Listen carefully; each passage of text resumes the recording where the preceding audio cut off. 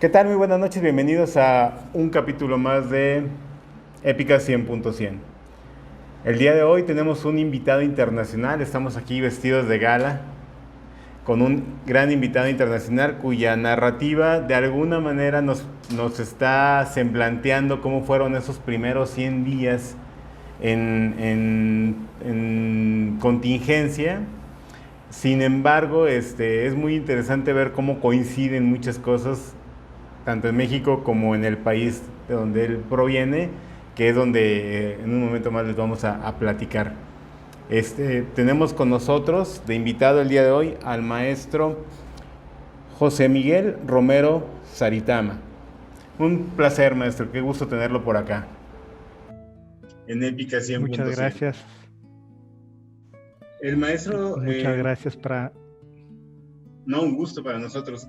El maestro José Miguel estudió en la Universidad Superior Particular de Loja, el título de Ingeniero en Gestión Ambiental, el posgrado en Tecnología de Semillas, Universidad Federal de Pelotas, Brasil, diplomado en Manejo y Gestión de la Biodiversidad en la Universidad Ricardo Palma, Perú, diplomado en Innovación y Creatividad para la Educación y actualmente está estudiando el doctorado en Gestión y Manejo de Recursos Filogenéticos en la Universidad Politécnica de Madrid, España. Maestro, un placer, un gusto tenerlo y platíquenos por favor cómo ha sido su experiencia ahora con la pandemia, cómo es por allá la situación. Bueno, muchísimas gracias, ¿no? Yo primeramente muy contento de formar parte de esta iniciativa y aprovecho la oportunidad para felicitar a ustedes también por este gran, yo lo llamo evento que han tenido internacional de Épica Gracias. 100.100, donde está recogiendo, ¿no? Las vivencias particulares de los docentes y las está mostrando al mundo entero. Y eso es interesante porque cada uno yo creo que ha vivido de una manera especial esta pandemia, pero al final del cabo también han tenido, como usted lo menciona, muchas particularidades o muchas cosas en común entre todos los docentes también, ¿no? Así es. Pues yo creo que la pandemia en nuestro país, en Ecuador, ¿no? De donde soy, eh, realmente fue un impacto, como en la mayoría de los países, muy fuerte en todos los sentidos, no solamente en el tema de educación, ¿no? La pandemia nos cogió desapercibidos, nos cogió de un rato a otro, el estado de excepción que se nos dio nos cogió eh, a nosotros de una forma, bueno, no podemos decir asombrada, sino que eh, cambió radicalmente nuestra vida. Claro, total. ¿Cómo fue en Ecuador la situación cuando llega el aviso? Usted nos lo presenta en la narrativa. eh, de alguna manera, ¿cómo lo tomaban? ¿Cómo esperaban que fuera ustedes contra lo que ha sido realmente?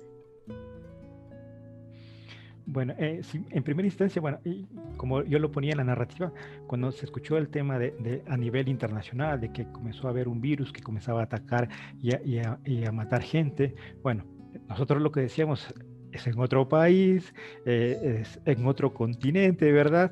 Y creo que no va a llegar aquí al país, ¿no? Entonces, creo, eso fue nuestros primeros puntos de vista con respecto a esto. Cuando de Está muy pronto nos lejos. llega, sí, eso, o sea, y de pronto fue eso, ¿no? Que ya se anunció en el país que había llegado, que se reportaba el primer caso, luego ya se declaró la emergencia sanitaria y posteriormente el estado de excepción.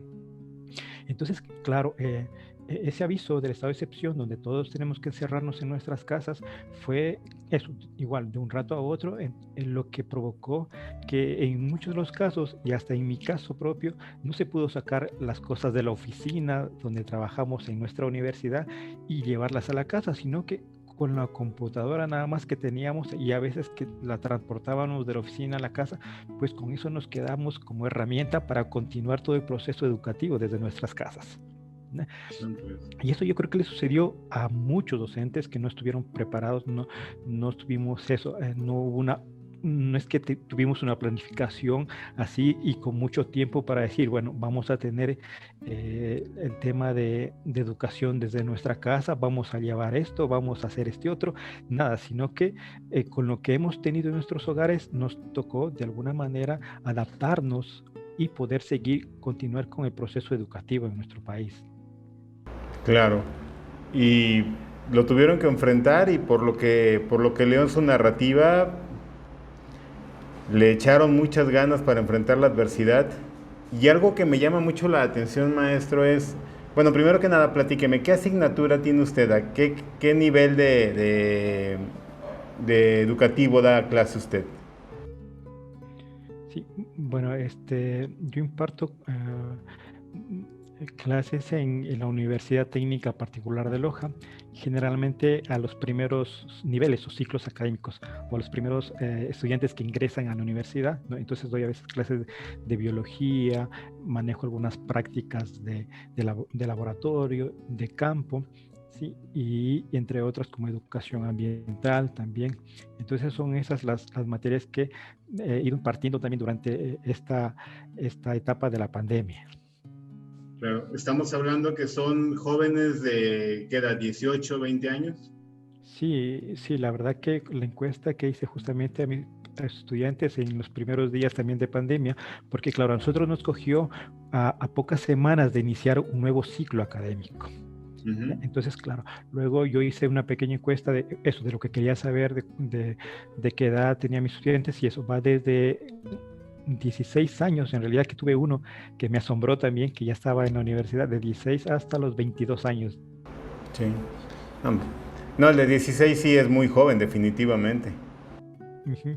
Sí, la verdad que y a mí me sorprendió, pero ahí estaban los datos del estudiante que tenía justamente esa edad.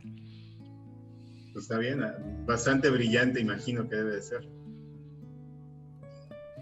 Maestro, platíqueme por favor, algo que me llama mucho la atención de la narrativa y es algo que ahorita usted me estaba comentando, es el tema de que para usted una forma como que de tener los pies en la tierra y de saber qué es lo que necesitan fue comenzar a realizar como encuestas entre sus alumnos. ¿Cuáles fueron los resultados de estas encuestas o cómo iba viendo esta situación conforme iba avanzando el tema de la pandemia? Sí, bueno, la idea de justamente hacer las encuestas nació de palpar, de ver la realidad con la que estaban pasando, ¿no? Mis estudiantes, porque yo también estaba pasando. En primera instancia fue que tuvimos que pasarnos, ¿no? de una modalidad presencial a una a distancia y eso implicaba el uso de herramientas tecnológicas, de una plataforma. Si bien es cierto, como universidad tenemos una plataforma destinada para la educación a distancia, no era lo mismo una plataforma para impartir clases, ¿no? Entonces, claro, si bien es cierto, como lo comento también en la narrativa, nos recomendaron ya utilizar Zoom también, pero para nosotros no es que era del día a día que habíamos utilizado esa otra plataforma, sino que nos tocó un poco aprender eso, ¿no? A utilizarla. Y yo durante mis clases también comencé a tener problemas como de internet, de conexión a internet, de fallas en la electricidad que se nos iba, de problemas de que se me apagaba la computadora en media clase. Entonces, claro, y además comencé a tener, digámoslo así, inconvenientes como la pandemia hizo que la gente se encierre en sus casas, haya mucha gente, ¿no? Muchos familiares dentro del hogar, implicaba también a veces mucho más ruido o factores externos a uno mismo que podían interferir en las clases. Entonces, claro, yo como docente también digo, las estoy teniendo. Y si yo las tengo, estoy seguro que mis estudiantes también posiblemente las tengan y sean mucho más fuertes. Entonces, basado en mi realidad en primera instancia, comencé a hacer un poco de encuestas para conocer también cómo los chicos estaban viviendo esto y qué problemas están teniendo para tener las clases en línea con ellos. Entonces, claro, me encontré con algunas situaciones muy interesantes de que, si bien es cierto, nosotros ya estamos en un nivel universitario, donde a veces implica que los estudiantes a veces ya tienen en principio, ¿no? Piensa que ya tienen todo a su disposición, tienen su propia computadora, todo. Me encontré que, claro, algunos estudiantes estaban compartiendo sus computadoras con otros familiares y que eso interfería también en las clases. encontré que, claro, que muchos estaban utilizando computadores no, digámoslo así, no de buena calidad, sino que también las que en ese momento tuvieron en sus casas, y muchas de esas computadoras eran un poco antiguas, lo que implicaba también fallas técnicas en sus clases, ¿sí? Encontré, claro, que los estudiantes no tenían en su casa un lugar destinado para recibir, digámoslo así, normalmente sus clases en línea, pues les tocaba estar en la cocina, les tocaba estar en la sala, donde había mucha afluencia de sus familiares, y si tenían niños pequeños, pues había toda esa interferencia. Y algunos tenían, claro, se tenían su propio cuarto, donde allí tenían sus clases, pero no es que también tenían un escritorio diseñado para recibir toda una mañana clases, todo un día clases, ¿no? Entonces, encontré todo eso sin número de problemas, aparte de los problemas que ya algunas investigaciones han determinado sobre las desigualdades en el acceso al Internet, el acceso a recursos tecnológicos. Entonces, yo pude ver que tanto estudiantes como docentes estamos expuestos a muchos otros problemas, más allá de los técnicos también que podemos encontrar, o de el acceso al Internet o a recursos tecnológicos. Claro. Y digo, qué interesante que haya hecho este ejercicio para precisamente contextualizar cómo era la situación, a lo que se tenía que enfrentar. Y creo que de alguna manera pues le ayudó a usted también a crear una cierta conciencia, ¿cómo podríamos llamarle? Comunitaria, también para que entendieran los demás qué estaba pasando, ¿no? Sí, la verdad que sí, porque si bien es cierto, nosotros también estos datos los estamos publicando, ¿no? Lo que yo tenía como conclusión de esto también es que llevar a un tema de empatía, ¿no? Pensar en, en el otro que está al frente de la pantalla, ya sea docentes o estudiantes, ¿no? Que los docentes entendamos situaciones que están mucho ajenas al estudiante y que puede interferir en su proceso formativo, y que también el estudiante puede entender que como docentes también nos tocó adaptarnos a la realidad, a la situación, ¿sí? Y como lo digo en la narrativa, nosotros también nos tocó de alguna manera buscar un lugar en nuestro hogar para hacerlo oficina, para hacerlo el aula de clases también. Entonces, yo lo que comentaba en eso es que exista una empatía de ambos lados, y también de las autoridades, quienes tienen el poder de hacer cambios en todas las políticas educativas, y que también entiendan que hay algunas cosas que están fuera de nuestras manos, que nosotros no podemos manipular, y que tenemos que adaptarnos a eso. Claro. Otra pregunta, maestro. Usted, cuando se da el tema de todos tenemos que irnos a nuestras casas, usted se encierra en su casa con su familia, que entiendo que son 4 miembros en total, ¿verdad? Su esposa, sus 2 pequeños y usted. ¿Cómo es el rol que tiene que haber ahí? ¿Cómo fue en ese principio y cómo se sigue dando, cómo se dio para cuidar de alguna manera que el rol de papá no interfiera con el de maestro y viceversa? Y la verdad que, claro, fue algo que con mi esposa, que también es docente, ¿no? Nos preguntamos, ¿y ahora? ¿Cómo conjugamos el tema de hogar, de la docencia, y el tema de la pandemia como tal, ¿no? Y porque teníamos que cumplir un horario establecido, igual, si bien es cierto, ya no estábamos presencialmente, teníamos que cumplir un horario en casa establecido para que fluya con normalidad todo el aspecto educativo.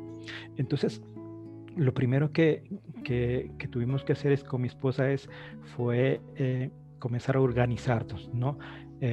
Decir, tú ahora vas a trabajar en este horario, y mientras tú trabajas, yo tengo que estar cuidando a los niños, ¿no? Porque cuando recién empezó la pandemia, mi pequeña tenía 2 años, y mi hijo, en cambio, tenía 4 añitos. Está en una edad justamente, digámoslo así, más extrovertida de esa niñez, de que súper inquietos, ¿no?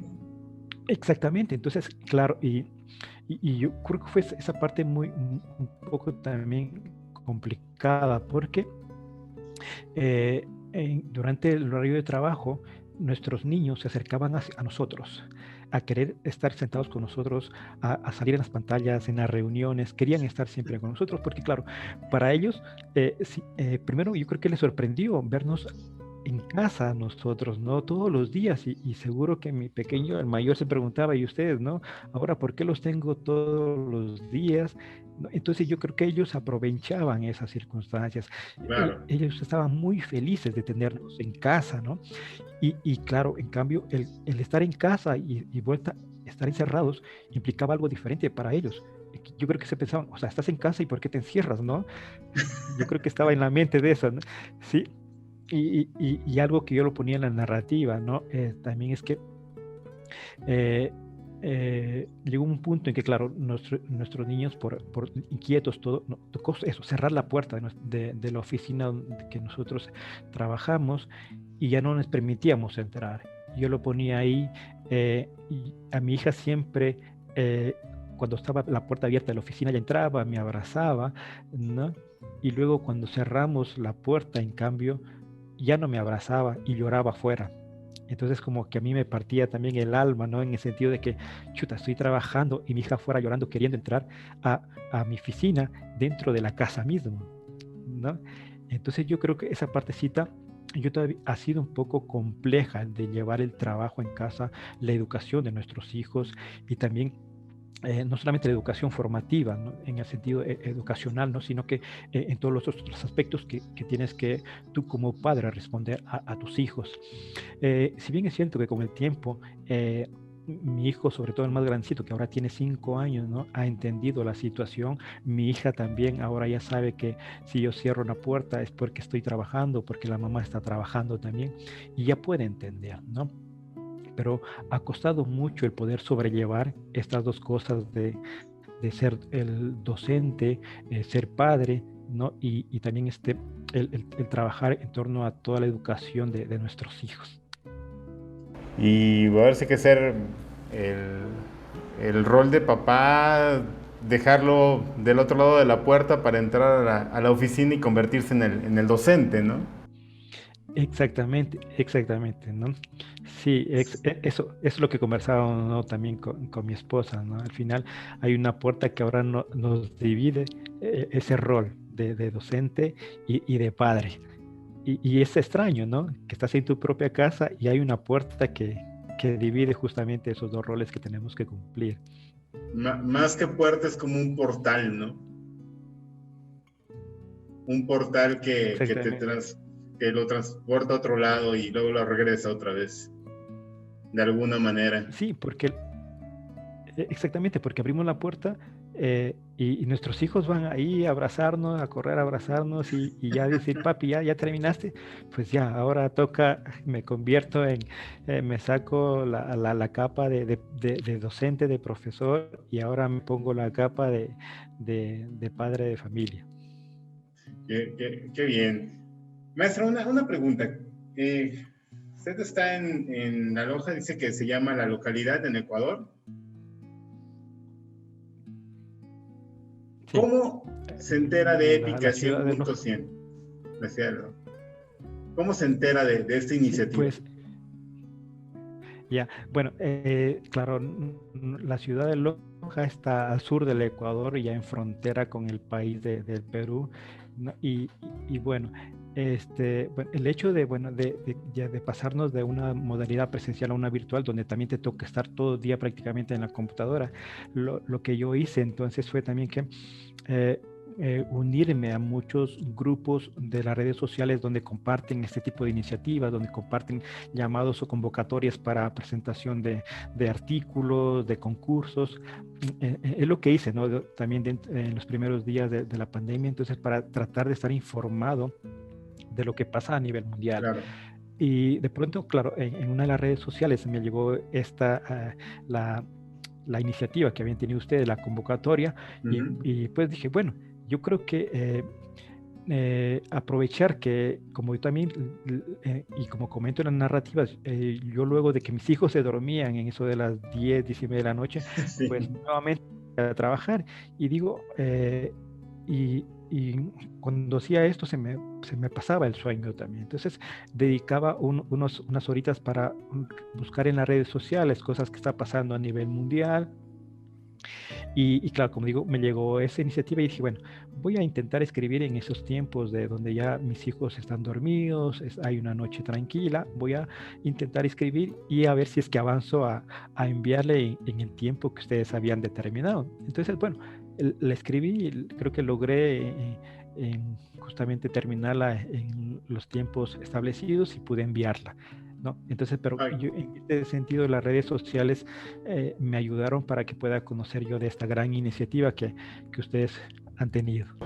No, al contrario, qué bueno que tuvo el tiempo y qué bueno que se que quiso realizar esto. Nos da muchísimo gusto porque a final de cuentas, para nosotros el trabajo de usted es sumamente valioso, de por sí ya por el trabajo, por un lado, y por otro lado, por venir de otro país, por enseñarnos otra visión de lo que estaba pasando, y como comentábamos al principio del programa, nos ayuda a darnos cuenta que, bueno, los docentes aquí en México la vivieron de una manera y allá en Ecuador también la vivieron muy similar en muchos sentidos, ¿no? De esta forma. Entonces, es interesante para nosotros darnos, tener esta visión también de lo que estaba pasando en otras latitudes del planeta, ¿no?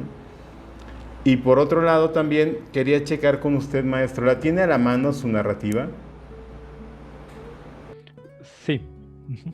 ¿puede La hacer el tengo favor ahora de mismo. leérnosla, por favor? Porque sí está muy, muy, aquí decimos muy padre, pues muy, muy bonita, muy, muy Muchas cercana. gracias. Muchas gracias. Bueno, y yo tengo algunos amigos mexicanos también que me han enseñado algunas palabras de ellos, entonces eh, a veces las puedo comprender, ¿no? Muchas gracias por esto de la narrativa, ¿no? Entonces Lo voy escuchamos, maestro. a proceder a leerla, ¿no? Yo la había titulado Un docente, la educación y la COVID-19. La había planteado en unos como apartados, ¿no? Donde primero hablo del origen. Ujú. Empiezo. En un país lejano, la muerte acecha en silencio. Lo comunican en segundo plano en la tele. No hay miedo. Un inmenso océano nos separa. Empero, la muerte ha seguido con fuerza su camino y ha traspasado fronteras. Es una pandemia. Así lo anuncia la Organización Mundial de la Salud y las redes sociales se vuelven locas. ¿Y ahora? ¿Será que llega a nuestro país? No, no lo creo. Eso pienso. Pero igual, nuestra vida sigue normal. Los niños juegan en el parque, la gente va y viene de su trabajo.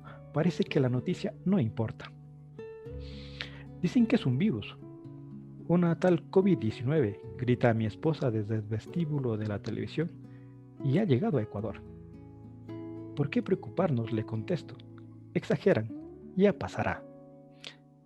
En pocas horas se anuncia que se deben cerrar los kinder, las escuelas, colegios, universidades y todo centro educativo. Debemos aislarlos en nuestras casas, que la cuarentena por el virus ha empezado. ¿Y ahora qué pasará con la educación de nuestros hijos, la de nuestros estudiantes universitarios? ¿Cómo vamos a seguir las clases? Surgen cientos de preguntas y solo el silencio contesta. En nuestra universidad, donde impartimos clases mi esposa y yo, nos informan que debemos continuar con nuestro trabajo desde casa. ¿Pero qué es trabajar en casa? Le denominan teletrabajo y todas las actividades se hacen en línea. Y claro, desde nuestra casa. La cuarentena, el inicio. El gobierno nos dice que no debemos salir de nuestras casas. Situación sin precedente alguno en nuestro país, o al menos yo no lo recuerdo. Estamos encerrados, mi esposa, mi hijo de 4 años y mi pequeña de 2. Y por supuesto Sally, nuestra cachorra de la edad de mi hija. Pasan las horas y los días, pero no hay mucho tiempo para asimilar la situación. En nuestra universidad se ha retrasado el inicio de clases, tiempo para esclarecer mejor las cosas. Pero la fecha del tiempo sigue su marcha, no entiende qué es esclarecer. Parece que la pandemia también asustó al tiempo, porque siento que los días pasan más rápido sin contratiempo. Con mi esposa improvisamos rápidamente una oficina en casa y mañana ya es el primer día de clases en línea. Nos recomendaron usar Zoom como herramienta para clases. Así que me pondré a buscar en YouTube cómo funciona bien y cómo la puedo utilizar. Pero mis hijos están emocionados de tener a sus padres en casa y quieren que juguemos con ellos cada día que pasa. Pasan las horas y en mi mente una vocecita a cada instante me insiste: hay que preparar clases. Rayos, el día se acaba y no he podido abrir ni un momento mi computador como lo pensaba. Es increíble la energía de mis hijos. Son las 10 de la noche y siguen en pie. La alegría de ellos se refleja en su gran sonrisa y en sus tiernos ojos de saber que nos tienen a disposición todo el día. No he podido aislarme para hacer teletrabajo. Me es difícil dejarlos sin mi compañía durante el día. El reloj marca las 22:30. Ahora sí, los niños ya no pueden más. Por fin se han dormido. Ya era hora. Lo digo en silencio. Pero también el cansancio ha hecho presa de mi cuerpo y Morfeo intenta sucumbirme en su terreno y se gesta una terrible batalla entre un simple mortal y el dios del sueño. En pocos minutos gano la batalla. Mi voluntad resultó vencedora. Me levanto a investigar cómo funciona muy bien Zoom y a preparar mi primera clase. Son las 10:45 de la noche. Empieza mi teletrabajo. Por fin, he terminado. El reloj marca las 3 de la mañana y todo listo para mi primera clase en línea. La cuarentena, las clases. 5 minutos para las 15 horas, abro el Zoom en mi computador de escritorio y reviso que todo funcione bien. 15 en punto. Los estudiantes puntualmente se conectan. Me siento raro en este tipo de clases. Lo confieso. Hasta nervioso me siento por eso. Porque estar frente a un computador me da la sensación de que estoy en un set de televisión y eso me pone tieso. Les saludo emotivamente y les doy la bienvenida a la materia, pero sigue esa extrañeza en mi cuerpo. En clases presenciales me había acostumbrado a recorrer por todo el salón de clases, a tener varias perspectivas de mis estudiantes. Por eso, ahora me cuesta estar sentado inmóvil en mi escritorio, mirando fijamente el fondo de la pantalla.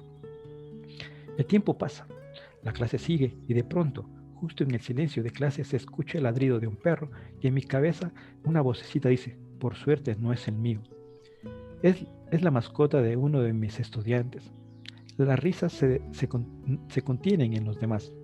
La clase sigue como si nada, pero de repente se escucha a la madre de uno de los estudiantes preguntarle de dónde ha dejado los zapatos de su hermano. La ignora y apaga el micrófono. Gesticula algo, pero ya no escuchamos nada. Antes de finalizar la clase, le solicito a los estudiantes llenar una encuesta sobre los inconvenientes durante la clase.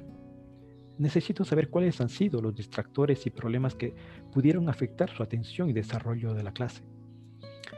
Los resultados me ayudan a hacer un diagnóstico de su situación y tener la empatía que necesito en mi corazón, permitiéndome así colocarme en la realidad de mis estudiantes durante las clases subsiguientes. Les comento también que por la situación de confinamiento cambiaremos un poco el componente educativo programado en el comienzo. Trabajaremos en la creación de diferentes recursos educativos digitales de algunos temas de la materia y los compartiremos en diferentes redes sociales, potencializando así competencias más allá de las técnicas de la materia, pero, sobre todo, buscamos que los estudiantes tengan varias opciones de presentar sus resultados de aprendizaje durante su abordaje. Finaliza la clase. Creo que no estuvo mal para ser la primera vez en línea. No obstante, mis hijos son los primeros en alegrarse. Me abrazan como si me hubiera ido lejos y tan solo fueron 2 horas de estar encerrado en la oficina dentro de casa. La experiencia de la primera clase la conversamos con mi esposa, pues en los próximos días será su turno y no sé si está ansiosa. Pero lo que sí sé es que debemos organizarnos para el teletrabajo, las clases, cuidado y educación de nuestros hijos. Pasan los días y la verdad no he podido dormir más allá de 5 horas por la noche. Las obligaciones del trabajo y de casa no han permitido, sin olvidar las tensiones y preocupaciones sobre los contagios y muertes por COVID, mi cuerpo está en un lugar y mi mente en otro, pues no dejo de pensar en mi familia que está lejos y que pueden ser vulnerables a la muerte, quedando todos perplejos. Miro el reloj, nuevamente son más de las 10 de la noche, enciendo el computador, pues debo preparar la siguiente clase. Se aproxima la hora, la nueva clase. 10 minutos antes enciendo la computadora. Oh, sorpresa, yo no tengo audio. Reinicio la computadora, igual sigo sin audio, y al mundo repudio. Me desespero, pues ya es hora de las clases. No puedo iniciar si mis estudiantes no me escuchan o no los escucho a ellos. ¿Qué hago? Recuerdo que la primera clase quedamos en hacer un grupo de WhatsApp para comunicarnos cuando la ocasión lo merite. Ya está. Les coloco rápidamente un anuncio de WhatsApp.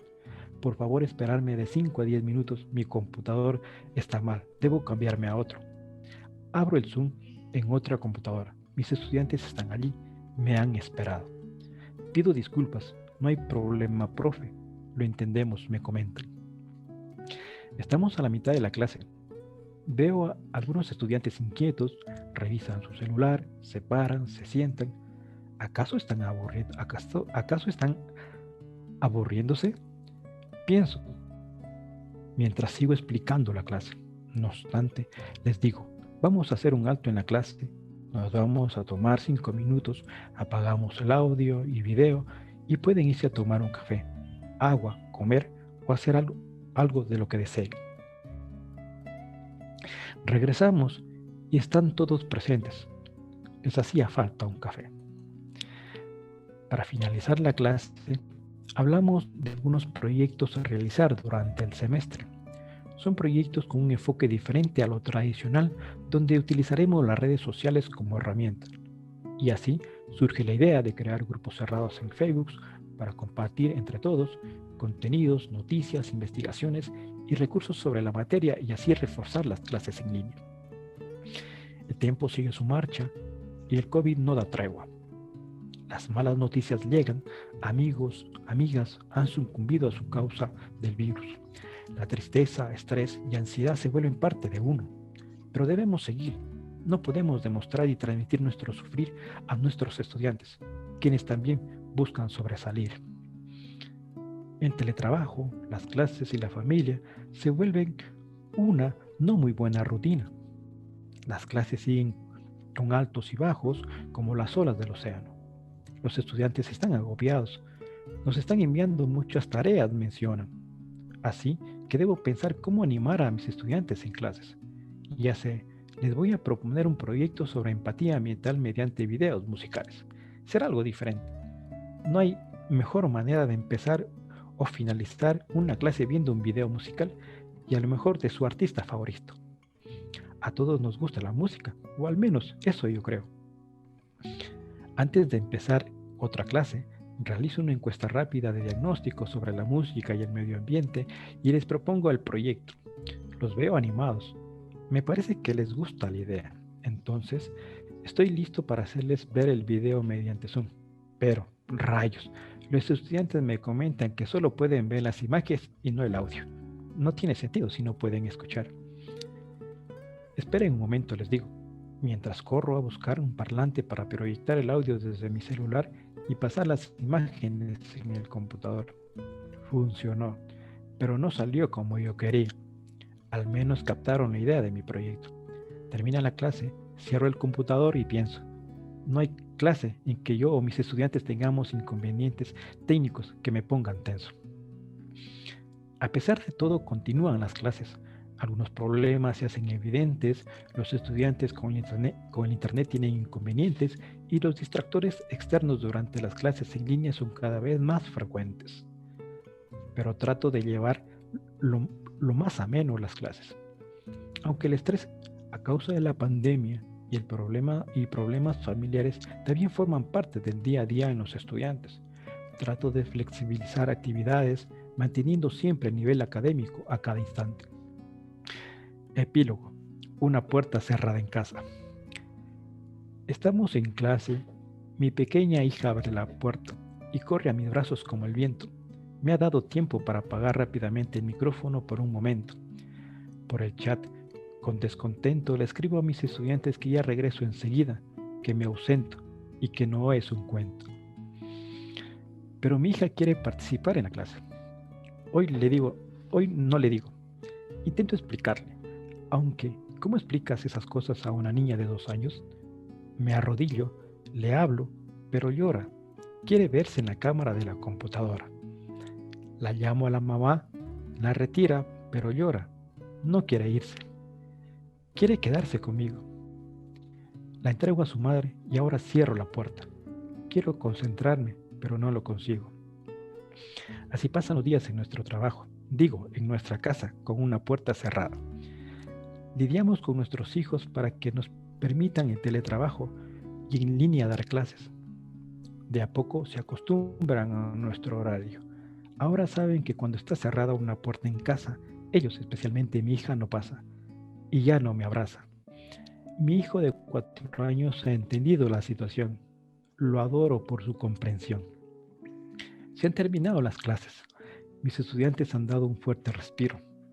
Para ser la primera vez en este sistema, ha sido divertido, dice Ramiro, mientras sus compañeros lo han mirado con desatino.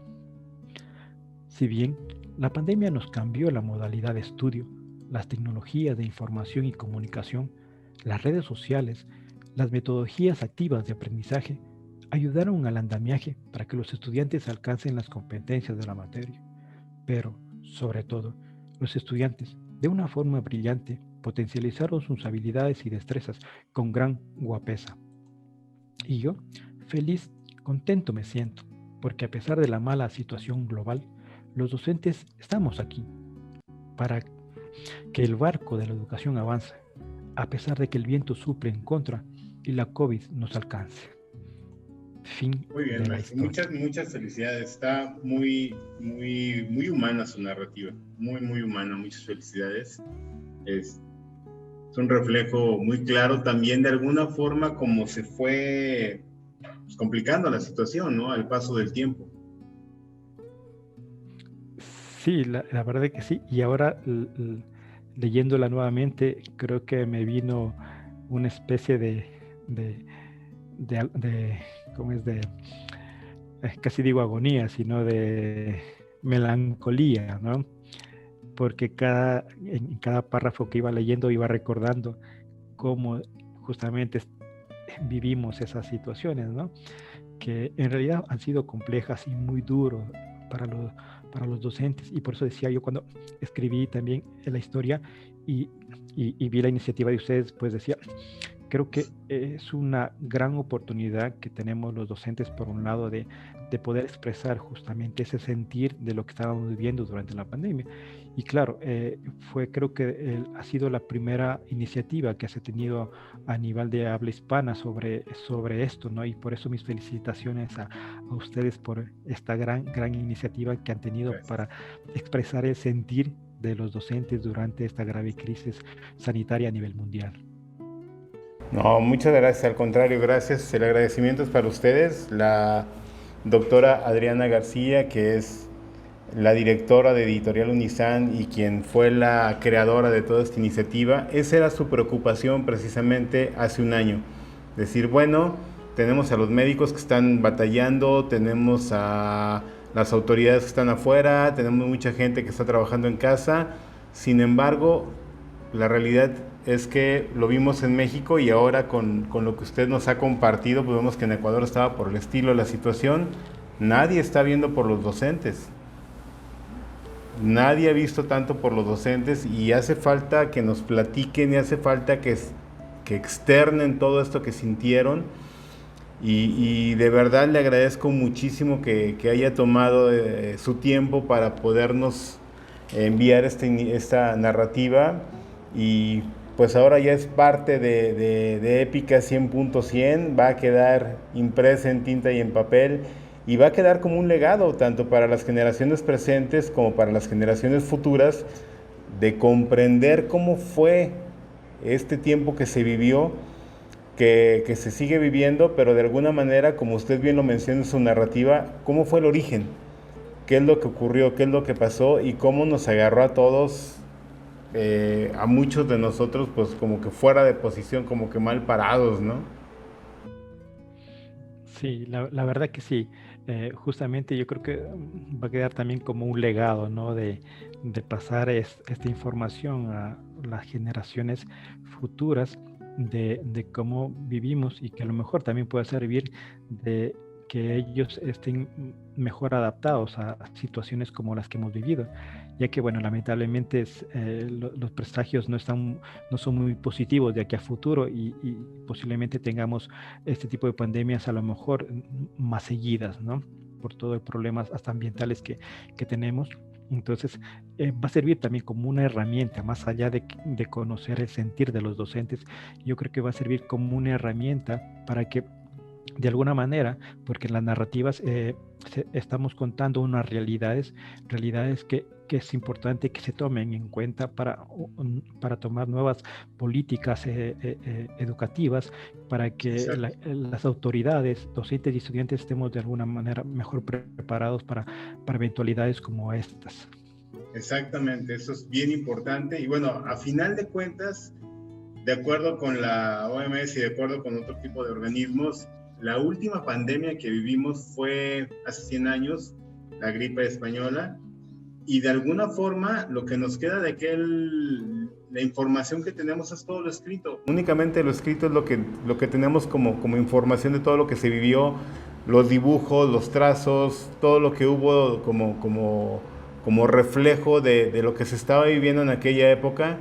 Y bueno, ahora de alguna forma estas narrativas van a ser esos dibujos y esas figuras y esas formas de lo que se vivió ahora con esta pandemia para posteriores generaciones. Exactamente. Entonces, por eso yo creo la importancia de toda esta iniciativa que ustedes han creado, y también creo que es menester también felicitar a todos los que se atrevieron a escribir. Si bien es cierto, o sea, la pandemia trajo consigo muchas situaciones y claro, sentarse a escribir también implicaba utilizar a veces tiempo que lo estábamos utilizando en casa, ¿no? Para nuestros hijos, implicó justamente eso y eso es muy valedero porque se tuvo la valentía, ¿no? Y se puso a escribir y a expresar lo que sentíamos en esos momentos y que ahora se van posteriormente a palpar en papel, ¿no? En tinta y en papel, y que puedan ser transmitidos también a las nuevas generaciones. Así es. Pues maestro, nuevamente le agradezco mucho su participación, un placer tenerlo aquí en este programa de Épica 100.100 y seguiremos en contacto. Muchas gracias, le mandamos un gran abrazo desde acá, desde México. Y felicidades tanto para usted como para toda su familia. Muchas gracias a ustedes y siguen adelante con este tipo de iniciativas que son parte del granito de arena que también podemos hacer, ¿no? Desde nuestra instancia para ayudar al tema educativo. Muchas gracias y también un saludo muy fuerte desde Ecuador. Gracias, muy amable. Pues bueno, muchísimas gracias por su participación, por estar con nosotros, por acompañarnos en esta noche con esta entrevista con un docente de Ecuador, el cual enfrentó situaciones que ya nos ha platicado. Gracias de verdad por estar. Le recordamos que por favor se suscriban para poder recibir avisos sobre Editorial Unizan, avisos sobre Épica 100.100. Y muchas gracias. Muy buenas noches. Saludos.